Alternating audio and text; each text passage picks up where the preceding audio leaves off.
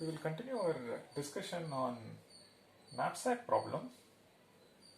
So far we've seen three strategies. One with respect to greedy with respect to weight, and greedy with respect to profit was the second strategy. And towards the end, we saw a greedy strategy which is profit per unit weight. I mean, even that strategy was not giving optimum, and greedy was giving x2 and x1 whose profit was 35, but opt was something else. Okay, and it turns out that all three strategies fail for this. So what we will do, we will look at a couple of variants of this problem, and then we will revisit this problem when we discuss dynamic programming. So as of now, we will conclude there is no greedy strategy for knapsack problem, and we shall revisit this problem when we start discussing dynamic programming. Now I am going to look at a couple of variants. So the first variant is this. So input consists of x1, x2, so on up to xn. Along with that, the weights are also given, and a maximum capacity of the bag W. Now, no profits. This is my question or objective. Question is this. So, pack as many objects as possible. So, find S prime or S subset of x1 to xn. So let me call this as S. So find S prime which is a subset of this such that weight of S prime is at most W and cardinality of S prime is maximum. I am changing my objective. So when I say variant, and I am looking for a different objective function, correct? So the idea is to informally, it is pack as many objects into the bag or knapsack as possible, and formally you look for a subset such that the weight of the subset, suppose subset contains x1, x3, then weight of x1 plus weight of x3 is at most this. What is that we want to optimize or maximize in this case? The number, cardinality of S prime. Okay. And interestingly, the greedy strategy 1, greedy with respect to weight is optimum. Greedy with respect to weight is optimum solution. So what is the strategy says? Strategy says you sort Wi vector. So we get this itself is in sorted order. So the strategy says you include object whose weight is least. The reason is we want to maximize the number of objects included. So which means and not exceeding this constraint. So respecting this constraint, not exceeding the capacity of the bag. Which means I should include least weight object, second least weight object, third least, like that. If I do it, intuitively it turns out that we can pack a maximum number of objects. So that's all. What it says is, you look at the vector w1 prime less than or equal to w2 prime and so on up to wn prime, and start including x1, x2 and so on until you come to a place where the sum of these wi's, they exceed w. So as long as the sum is less than or equal to w, include. The moment you see that inclusion of ith object exceeds the weight, you stop your process and output w1 to wi minus 1. So now if you follow this strategy, what would be our S prime? S prime would be, we will include x1, so the weight of that is 1. Then we will include x2, weight of that is 2.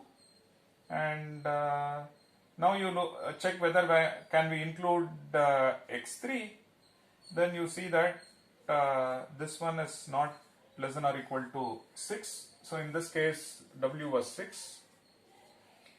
And so you stop your procedure at this point and you say S prime is x1 comma x2. And the cardinality of S prime is 2. So the number of objects that you can pack for this one, for this example, is 2. And you have some other solution as well, right? For example, you may take x2, x3. x2, x3 is also feasible and it is opt. You may take x4, x1. This is also feasible. Or you may take x1, x3. This is also feasible. For all of them, cardinality of S prime is 2. So all these solutions are feasible as well as opt.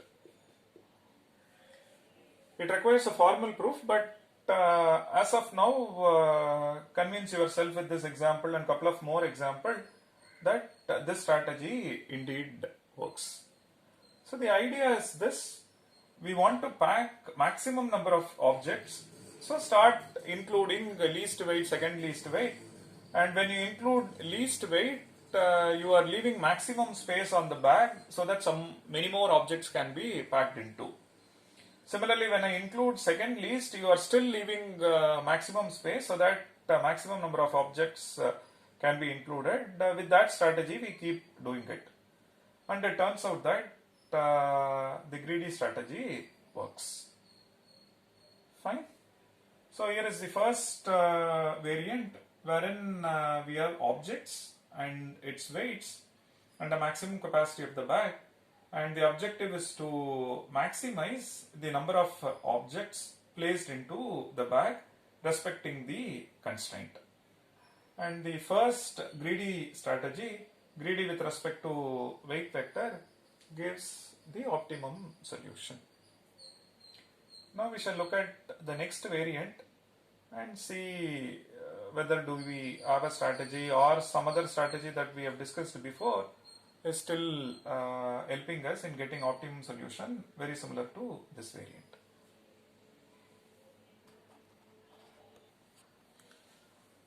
We shall look at the next variant.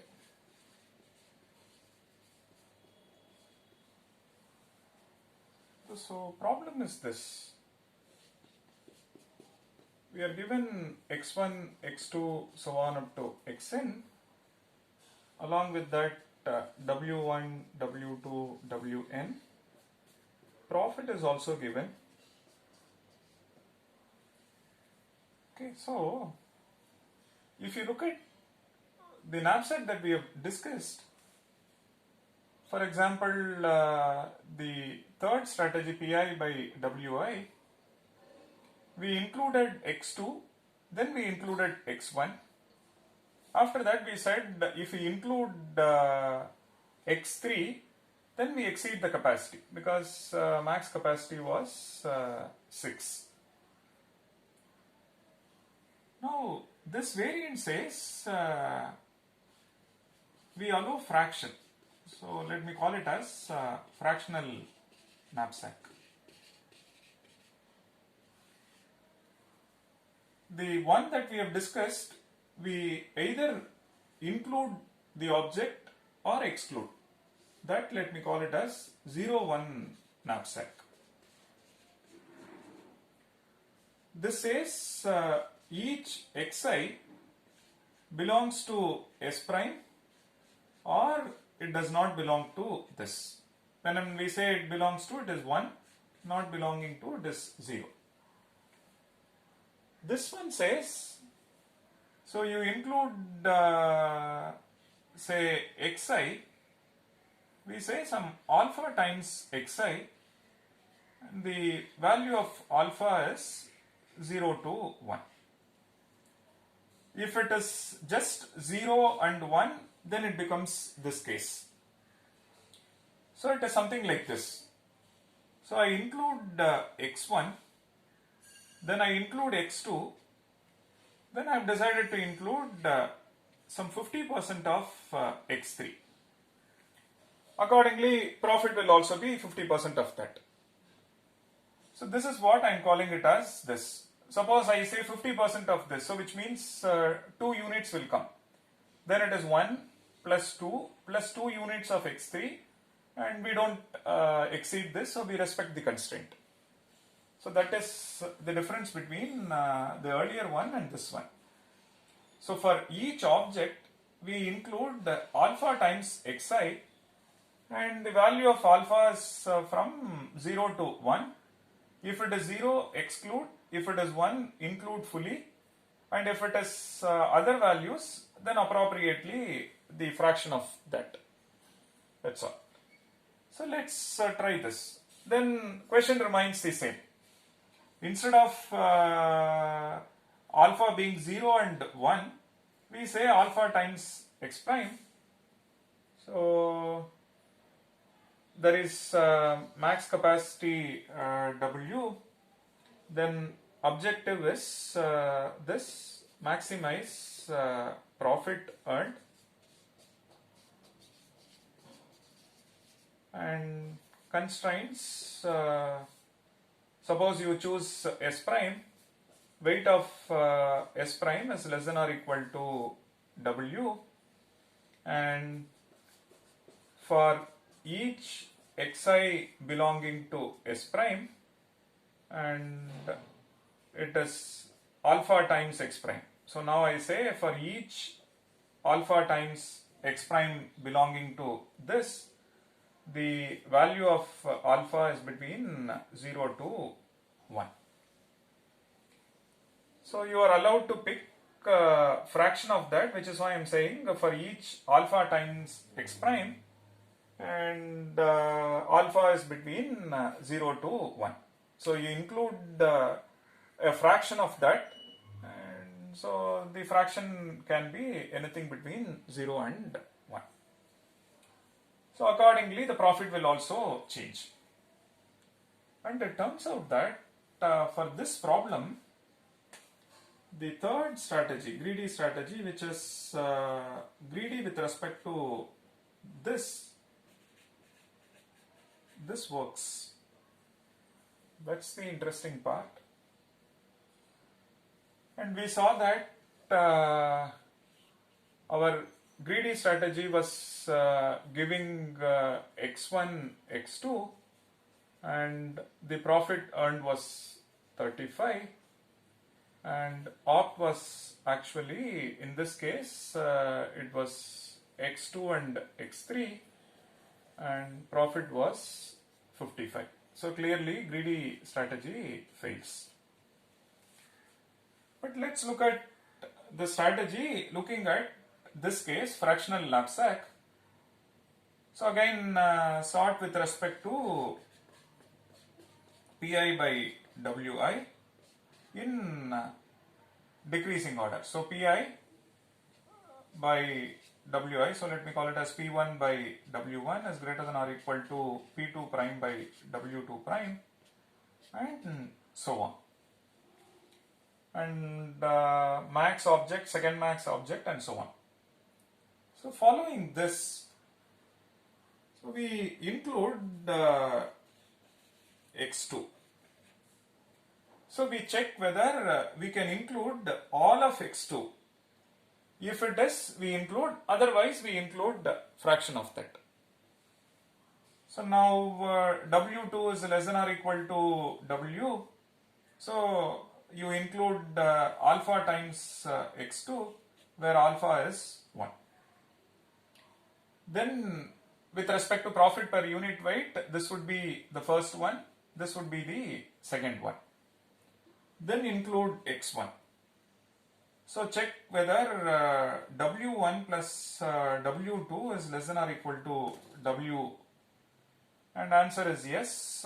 So include alpha times x1, and alpha is 1 in this case. So we include all of x2 and all of x1. Now can we include x3?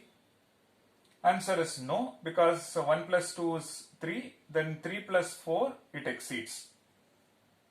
So, but we can include 3/4 of x3, correct? So which means if you include 1 unit, you get this much profit. Now I am including 3/4 of this. I can only include 3/4 of this object. Correct? If you include all of this, then weight is 4. If you include 3/4 of this, then the weight is 3. So 3/4 of x3 meaning corresponding weight would be this, which is 3. So then W1 plus W2 plus 3/4 of W3 is 6 in this case, which is less than or equal to the capacity of the bag. So which means it is alpha times x3, and alpha is 3/4. Correct? Now accordingly calculate the profit earned. We have included all of x2, take the profit, so 25. Then we have included all of x1, the profit is 10. Then we have included 3/4 of x3, again profit is appropriate. So which means it is 3/4 of that PI is 30. That's all. And interestingly, in this way you see that we will always reach the maximum capacity of the bag, assuming you have sufficient number of objects. So which means, because when at this point in time, when we know we can only include little, and because the capacity of the leftover space is in the bag, the leftover space is only 3 units, we are appropriately taking that many units following our greedy strategy. So now it turns out that this is 35 and this would be 22.5. So we get 57.5. This is our profit. Correct? So 1 unit is 7.5 and we are taking 3 units of that. That would tell you it is 22.5. So overall we get this. And interesting part over here is the profit earned following 0-1 knapsack model is much better than the one following the fractional knapsack model is better than 0-1 knapsack. So this is the profit earned following 0-1 model, and this is the profit earned following fractional knapsack. And interestingly, this is opt. Intuitively, if you see, if I include 1 unit of this object, then profit is maximum. And so include an object for which profit is maximum and then include as much as you can respecting the constraint. And when you exhaust this, go to the next object for which profit per unit weight is maximum. Again, consider including as much as you can. Then following that, you go to the next object for which Pi by Wi is maximum. When you cannot include all of that, take the fraction of that. And it's clear, right? If I drop this and take something else, then you see that the profit earned would be lesser than what you currently have. Instead of starting from this, you start from something else, maybe this or this. Then you see that unit of this will give you 12.5 and the other objects will only give you 7.5 or 7 or 10. So one has to start from here if the objective is to maximize the profit earned. Correct. And just by fine tuning the problem definition, it turns out that the greedy strategy works. And this is important. So when we fix a problem and the strategy is not working, one has to relook at the problem and see, can we redefine the problem or bring a variant so that the strategy works. And here is an interesting case study where we were able to come up with two variants, and the first variant is giving opt for strategy 1 and the second variant is giving opt for strategy 3. So the idea is this: find Pi by Wi, sort them in decreasing order, start including objects completely. When you cannot include the whole of that, then include the fraction of that, and accordingly calculate the profit.